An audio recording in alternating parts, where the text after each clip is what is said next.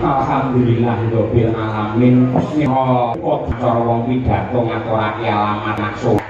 Yo Pak. Karo kembangan susah gawe akeh marketing desa Kemiri sedaya mangsungan mugi putra putranipun sedados ingkang saleh lan salehah. Negeri wah Kemiri muga-muga barokah. Ya, kali beliau muga-muga kabeh wong Kemiri sehat umur. Nek ati mengke wong Kemiri segini kah. Tuku bolu jerone ireng terus siru bareng. Ya seserahan ya.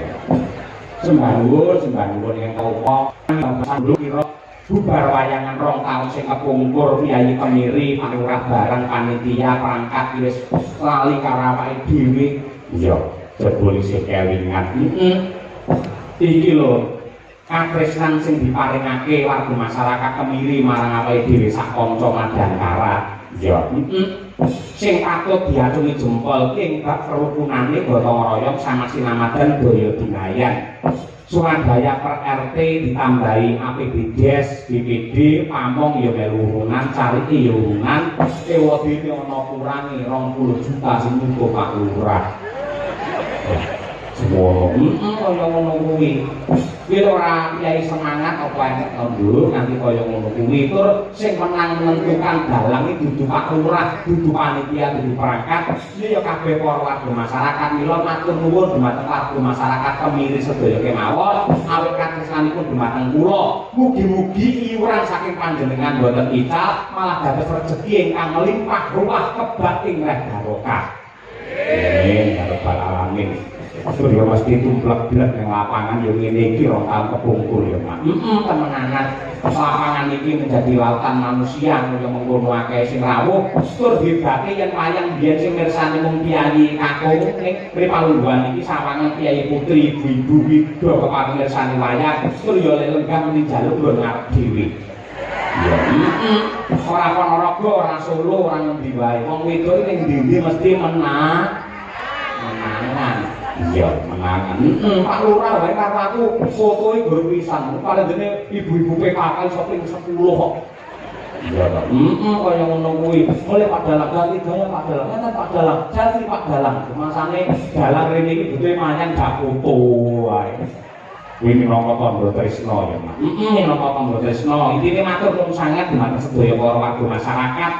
Wabil khusus dumateng Bapak Kades 2 periode Bapak Nurdianto SP.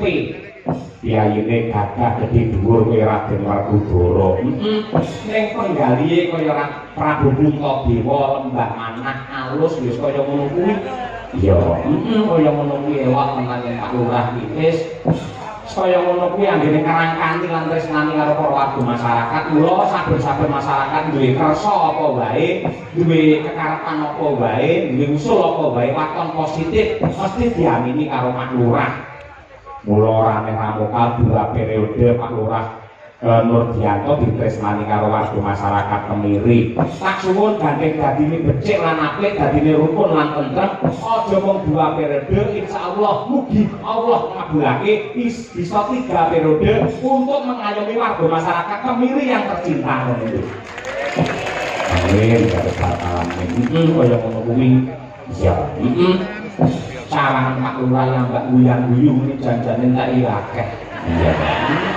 Dalamnya kayak ngarepan ke sawangan nganti lakon becet. Iya. Mereka di labuh karo desa ya, Pak. Nanti kaya ngono kuwi wis kok ora lokas kaya tebak Pak Lurah. Iya, ngono kuwi.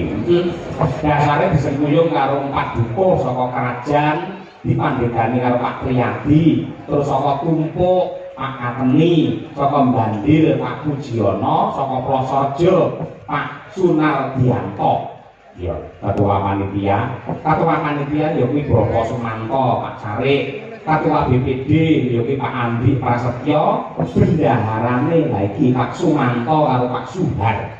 Ya, kaya ngono kuwi. Ya, tur kegiatan digelar ramu wayang kok kaya sing dingendikake dening Pak Lurah lan ketua panitia sore mau, ana muslimatan, ana simaan Al-Qur'an, istighosah, ziarah ana ing leluhur Mbah Morosari, Mbah Sodrono karo Eyang Sunan Bathara Katong. Wah iya ngono kuwi.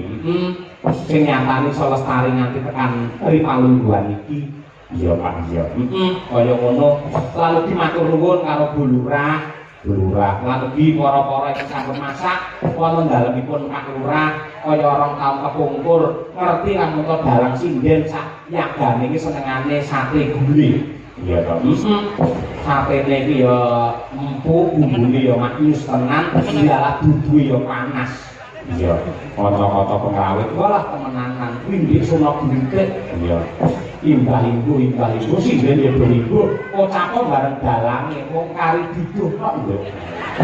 Dadi apa irus tak ubunge seser ren apa-apane iki. Ah iya, ini penting Pak ya wis malah ngono kuwi malah tandha tresna. Kowe iki awakmu yen lemu aja kakean kolesterol. Ora kok meneng jero malah dicawisi karo panitia luar biasa sembah nuwun. Iya. Kela menangan. Muga-muga karukunan rasa manunggal, rasa persatuan dan kesatuan guyub rukun gotong royong iki tetap lestari oleh desa Kemiri nganti kapan wae ora ono sing jigal-jigalan, ora ono sing sikut-sikutan, anane mung tentrem lan rahayu. Mergo mirsani wayang insyaallah atine dadi seneng, atine dadi marem, luwih nyambut gawe saya mempeng, pikirane dadi padang, sing akhire sandang pangane melimpah ruah untuk warga masyarakat Kemiri sedaya kemawon. Iya, ngono kuwi. Kaya ngono kuwi. Sembah nuwun uga digelar reog Sima Budaya Keken saka Kemiri dhewe. ana meneh karawitan kakung putri PKK saka Kemiri oke iki desa yang berbudaya pancen bener kula Palungguhan iki minangka salam kambuka gandeng kene iki kampung seni sadurunge ngaturake sing gradakan ngaturake sing klasik luwih dhisik no upamane Sinom Parijata kunjuk dumateng para sepuh adi sepuh lan para pini sepuh ngono sing keparang nyebawa utawa nyinden nyuwun pambyantu karo Ibu Sukesi Rahayu. Oh, Sukesi. Men ngaturake nggih tangga saya dumateng para panitia sedaya. Iya, ngono wae khusus dumateng Pak Lurah. Kaya ngono kuwi Ibu Lurah lan sedaya kemawon. Monggo Bu Sukesi Rahayu.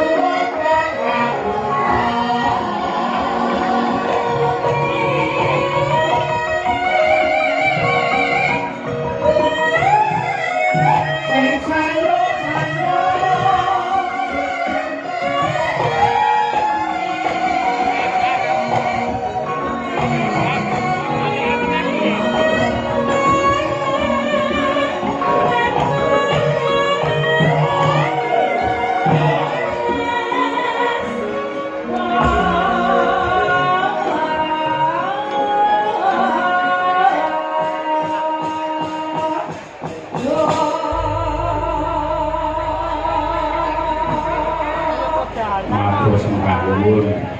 Iki uga ana bintang tamune kok.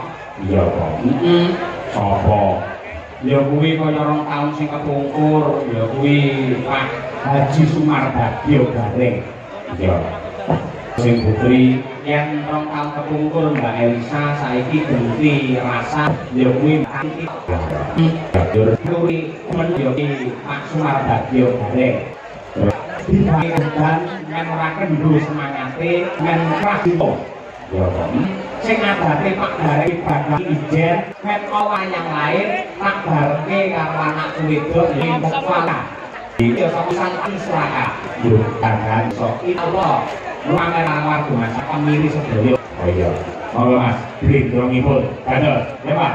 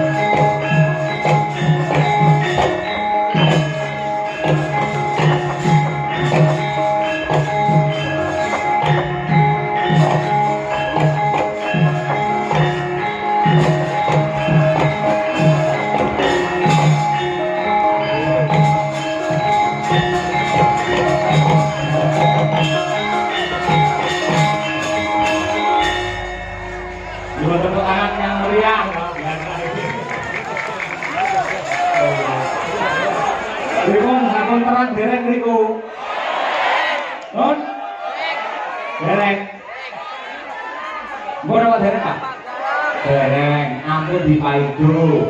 udan niku saking banyu niku penguripan. Muga-muga niki dipun ijabahi dening Gusti dados penguripan kang sae kangge warga masyarakat pemiri sedaya. Nggih Mas Garek. Niki sik. Kita jenenge ketok tak munggase. Nggih. Nah, itu nggih. Cepat. Ketok. Nyuwun pangapunten.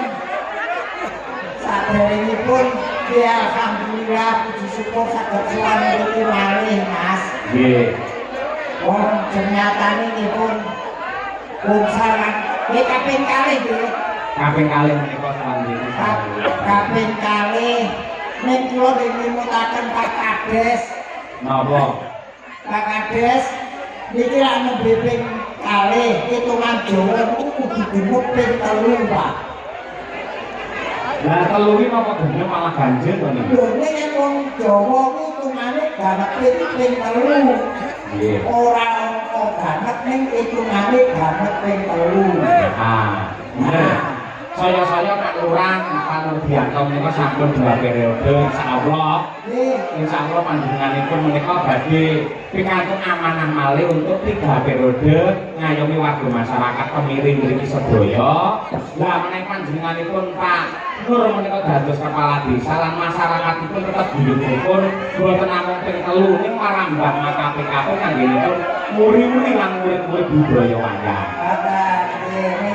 Niki jenenge kotoran boten bobo lan karo Semarangane.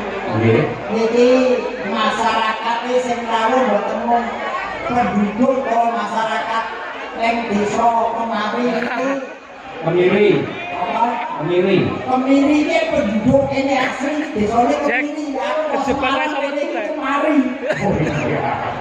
Masalah setan taman iki. Iki tadi lainnya kecamatan Buburan tadi. Kecamatannya Buburan. Kecamatan Jenangan. Jenang karo bubur padha wae. Iki luar biasa sing mirsani. Nggih. Ora beda taun sing kepungkur taun kepungkur. Leres. Wah, iki nanti merali yang tahu iki Bali rene. Wong dite wis entek aku mantu. Iya.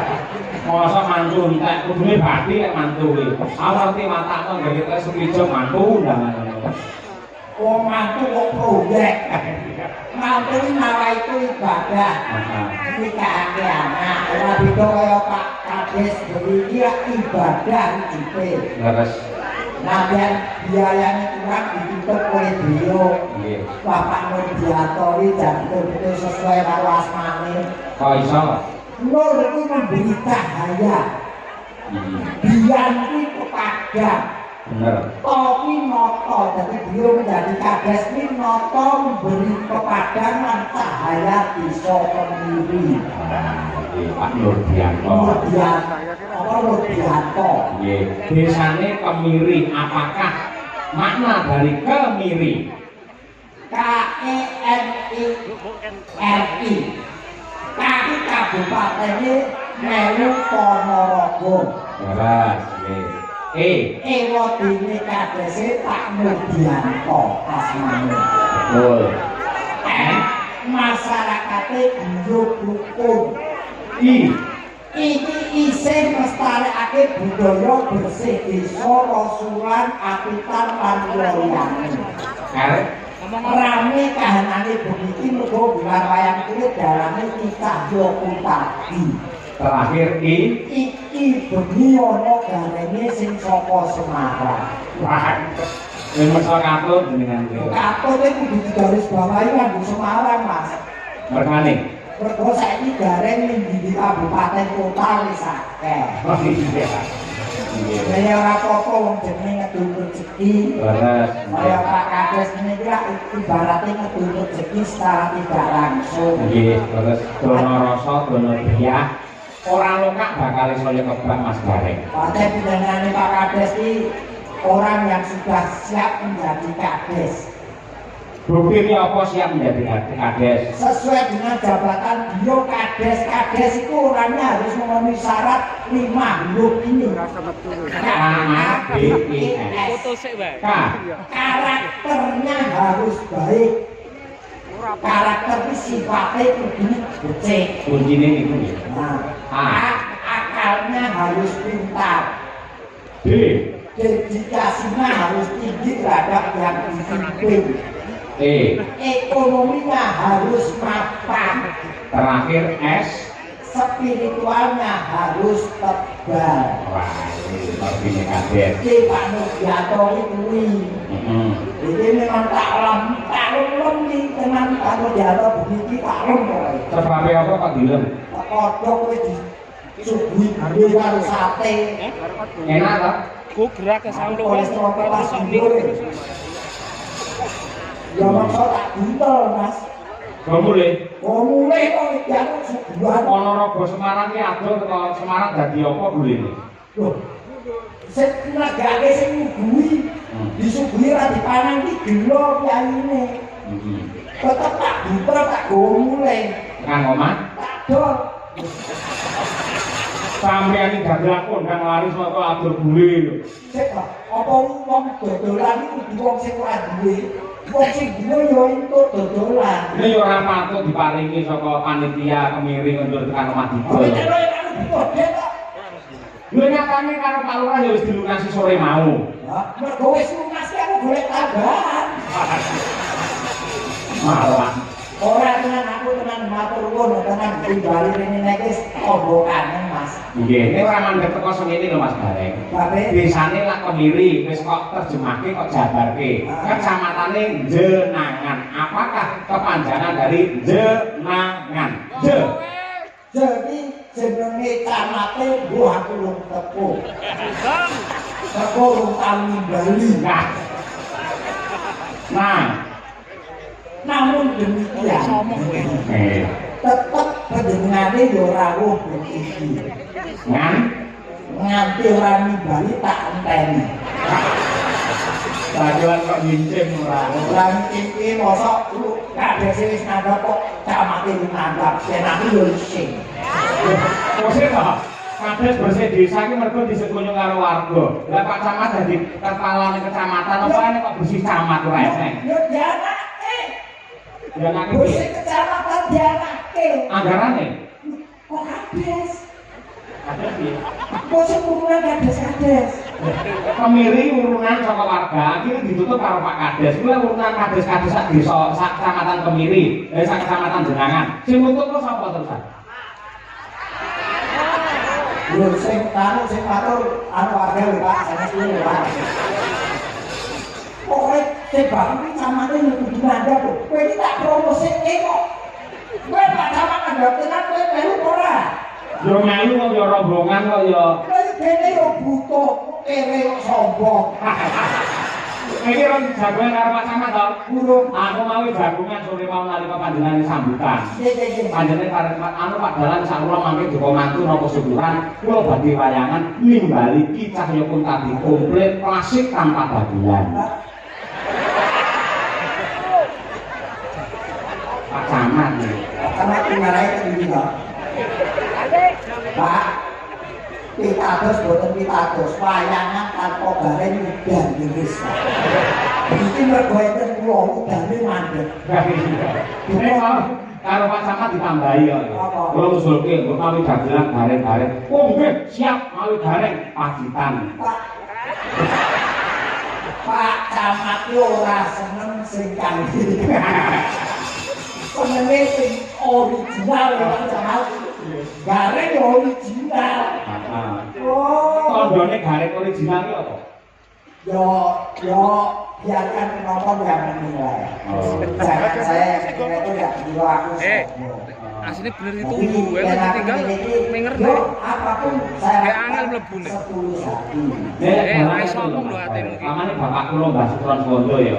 Panjenengane pun sampun senior. Ketika ada generasi kaya anak-anake kados kula lan generasi muda, pasti akan didukung, disuruh supaya lebih eksis.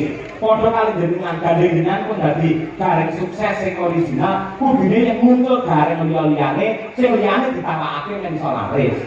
Iya, itu benar.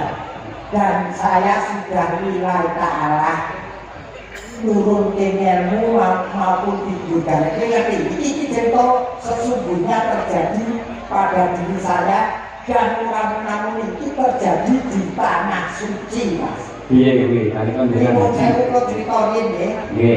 Ini kalau ten Masjidil Haram, ten masjid Masjidil Haram, Iya. kalau sholat ten jowo masjid, niki sak berat, niki boten enten sing nganggo sajadah, siji-siji boten enten sing sajadah. Nggih. Delalah enten wong monco, kula boten ngerti iki wong pundi. Gawa sajadah digelar teng ngarep kula. Dheweke trimo salat ora nganggo sajadah. Niki sing dadi kula terus nurunke ilmu gareng teng wong liya niki. Mergone napa kula terjemahke, Mas? Nggih. Sakola kae wong sing di sini sajadah kuraku dheweke dhewe ora nganggo sajadah. Berarti saya harus memberi tempat pada orang lain untuk beribadah miturut kagungane kok kebisanane dewi-dewi. Oh, ngono. Nek aku malah tuh tondo pitakon, penuh dengan pertanyaan. Pertanyaanmu Banyak jamaah di situ kenapa yang diberi sajadah kok panjenengan? Apa biyen mun sewu jenusu lho. Sampeyan ketika haji ngambil baju ihram ngene jenengan nggih raine putih ngoten niku. yen raine ra putih. Terus Ning ragate rono nganggo rai putih. oh iya. Berawal dari rai putih akhirnya memutihkan hati ke tanah suci. Nah, jangan ini ya Mas. Betul. Jangan melihat pekerjaan orang atau jangan merasa berkecil hati dengan pekerjaan kita. Betul. Tekunilah telaten ngomong pekerjaan kita walaupun orang lain menganggap hina atau menganggap kecil, tapi kita serius dalam menangani pekerjaan itu. Paling tidak kita diberi pelajaran arti hidup. Ya, nggih, leres menika. Oh, ini tak rewani ngomong ini. Oh, makanya anak bojo Mas. Jadi jenengan cekane sampun haji gitu. Nggih. Benten kalian rumiyin, gandeng sampun haji, menawi rumiyin menika anggere jumeneng kali bintang tamu kalian sinden-sinden menika makmet, gandeng sampun haji tur mriki Ponorogo banyak pondok, kudune ora iso kangge cara kaya mbiyen. Demek sinden iki hobi. Kok iso hobi? Tegese hobi iki demek sinden ya terbatas pada dunia tontonan ora tekan batine. Ah iya. Aku ora duwe perasaan pikiran sing negatif. Tenan. Loh, Nyawang Mbak Katin sing genu kaya ngono kuwi blas ora ana ketertarikan. ya ngelek hidup. Aku ini ngomong persik, kok yang terjadi hal yang negatif kok gak dimulai wong. Lu lumrahe menungso. Ning paling tidak setelah haji orang kita ngomong 5%, 10% ada perubahan positif terhadap diri saya. Amin ya rabbal alamin. Ya rasa takut aku dagelan kan gaji terus jalan kapan gaji? Ayo tak balik ke saya. Ayo. Loh, ya soalnya dengan sepon jenengan pamane dhisik jenengan nempel. Aku munggah ngaji ora tak omong-omongne kaya jenengan. Terus kok mau gaji kok patokane umur iki. Loh, otomatis kan ya sing dapat Ora itu jenengan. otomatis kok kaya mobil otomatis. Mau gaji itu ora terbatas umur nomor lho itu. Oh, ngono. Tapi yang ora Iya. Wis daftar. daftar iki kabeh wong daftar nyelengi ora. Iku bukan sih tinggal duwe ya. Ini biar bisa.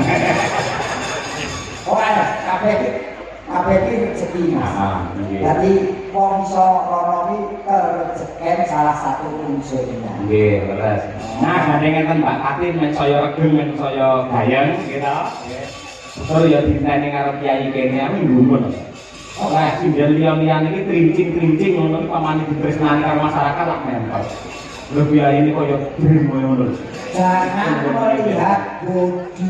Lah terus Lihatlah di balik bodi itu ada kelebihan apa. oh ngono iki. Apa kelebihane? Kalau dia mah kalau orang lo gaji, Ah iya. abu kamu akan. Ada di timur-timur nih. Wah, dayoe teko monggo. Mbak Titin jumeneng yo. Kene mos.